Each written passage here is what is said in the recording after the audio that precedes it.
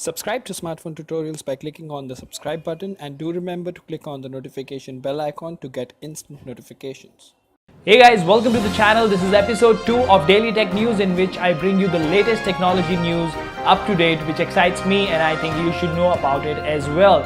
So the first thing that we're going to talk about today is the Samsung Galaxy S9. Then we will move on to Snapchat and how the new look is here to stay as confirmed by the CEO. At the same time, there are a few other important news topics that we will cover in a quick flash. So without further ado, hello awesome people, welcome to Smartphone Tutorials and welcome to Daily Tech News episode 2. Let's begin.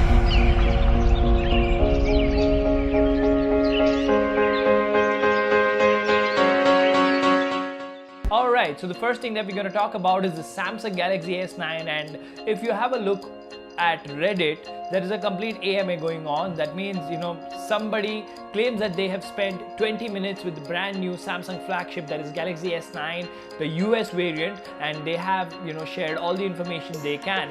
So here are a few key giveaways, key points that we will have a look at. First of all, the design seems to be almost similar. It's just that, the phone that person had in his hand had a matte finish compared to the glossy one.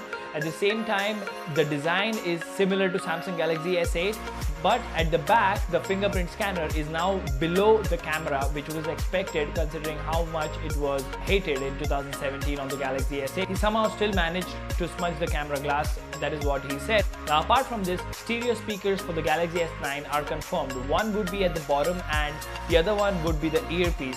So that is a huge upgrade compared to the Galaxy S8, and the phone would be powered by the Snapdragon 845.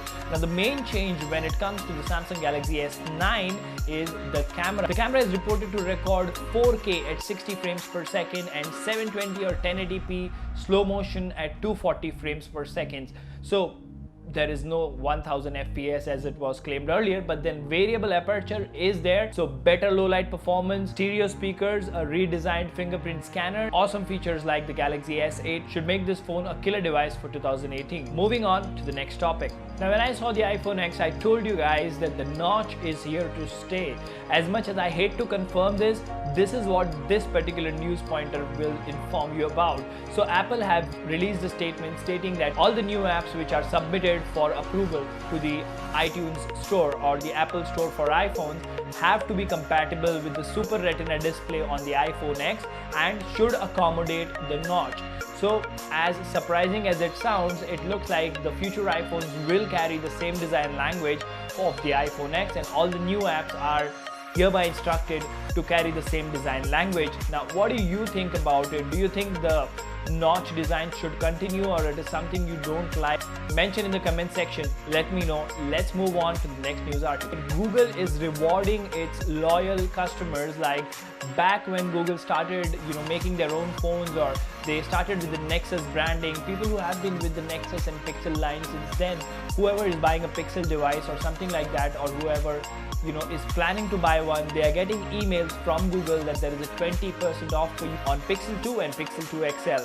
So just go ahead and check your inbox. If you've got that email, probably you can use up that discount and get yourself a brand new Google Pixel 2 or Pixel 2 XL.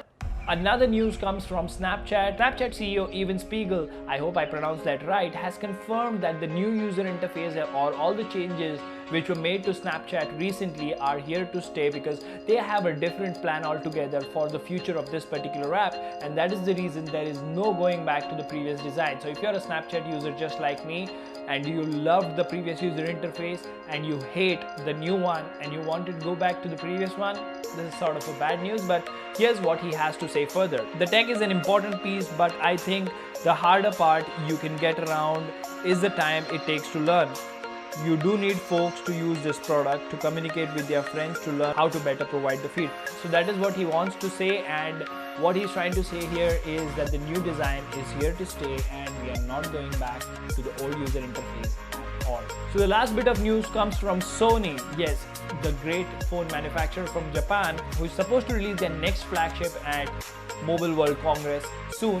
Now what we've come to know here is that before they release their phones or before they showcase it soon, they may go ahead and redesign.